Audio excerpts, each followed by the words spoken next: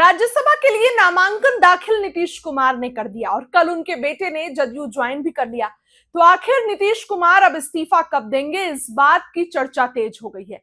चर्चाएं हैं कि रामनवमी से पहले बिहार में बीजेपी की सरकार होगी, बीजेपी का पहला सीएम बिहार में होगा रामनवमी से पहले। तो आखिर नीतीश कुमार इस्तीफा कब देंगे? इस्तीफा देने से पहले भी लगातार नीतीश कुमार एक्टिव है। बीते दिनों बख्तियारपुर पहुंचे, इसके बाद भी पटना में एक जगह पहुंचे, वहां निरीक्षण करने लगे। कल भी नीतीश कुमार पहुंचे। एक भी दिन ऐसा नहीं है जहां नीतीश कुमार आराम कर रहे हो। और अब ऐसे में लेकिन उनके इस्तीफे की खबरें अब तेज हो गई हैं। देखिए, बिहार में नीतीश कुमार ने गुरुवार को राज्यसभा के लिए अपना पर्चा भर दिया। इसके बाद तो अब यह तय हो गया कि नीतीश कुमार मुख्यमंत्री पद से इस्तीफा देंगे और बिहार को नया सीएम मिलेगा। हालांकि ना तो बीजेपी और ना ही जदयू इस बात की जल्दी में है। सरकार के सूत्रों की माने तो 16 मार्च तक राज्यसभा के चुनाव की प्रक्रिया चलेगी। 9 अप्रैल के बाद नए राज्यसभा सदस्यों को शपथ लेनी है। ऐसे में आज की तारीख से लगभग कम से कम जो है वो 1 महीने बचा हुआ है।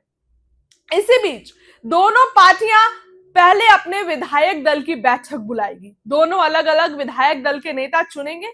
इसके बाद एनडीए के विधायक दल का नेता चुना जाएगा और इसके बाद सीएम इस्तीफा देंगे और नए नेता सरकार बनाने का दावा करेंगे। बीजेपी सूत्रों की माने तो 26 मार्च यानी कि रामनवमी तक नई सरकार का गठन कर लिया जाएगा। वहीं यह तय माना जा रहा है कि पहली बार बिहार में बीजेपी के सीएम होंगे, जबकि जदयू कोटे से 2 डिप्टी सीएम बनाए जा सकते हैं। वहीं जदयू के कार्यकर्ता ये दावा कर रहे हैं कि निशांत को मुख्यमंत्री बनाया जाए।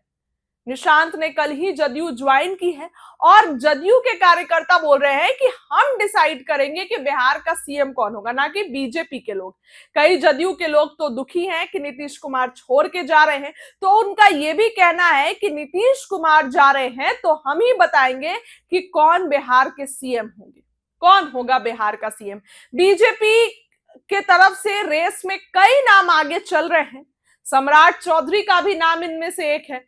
तो क्या बिहार के मुख्यमंत्री सम्राट चौधरी होंगे?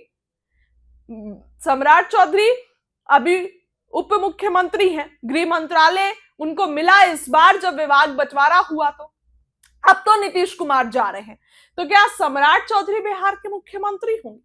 इस बात को लेकर चर्चाएं तेज है। खैर, अभी तक इसकी कोई भी आधिकारिक पुष्टि नहीं हुई है, लेकिन जदयू कोटे से 2 उप मुख्यमंत्री होंगे, इसकी भी चर्चा तेज है। तो निशांत कल जदयू की कमान संभाले हैं, अब क्या डिप्टी सीएम बनेंगे निशांत?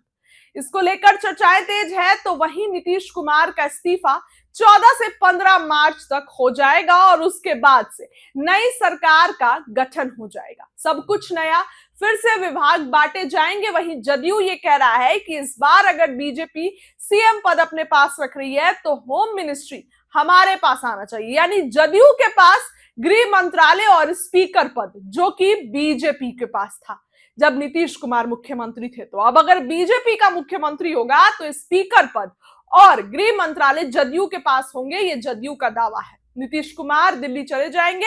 हालांकि इसके बावजूद वो अपनी मीटिंग में कह रहे हैं कि हम बिहार पे नजर बना के रखेंगे, हम बिहार में विकास पर नजर बना के रखेंगे। लेकिन जब बिहार में बीजेपी का सीएम आएगा तो आपको लगता है कि नीतीश कुमार बिहार को संभालेंगे या उनको मौका मिलेगा? नीतीश कुमार पटना में भी रहेंगे, 7 सर्कुलर रोड जो कि राबड़ी आवास के बगल में है।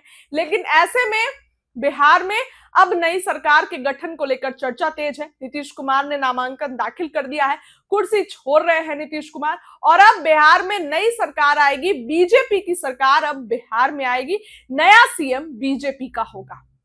देखने वाली बात होगी कि क्या कुछ इस आने वाले दिनों में होता है। लेकिन बिहार की राजनीति में बड़ा उलटफेर जारी है।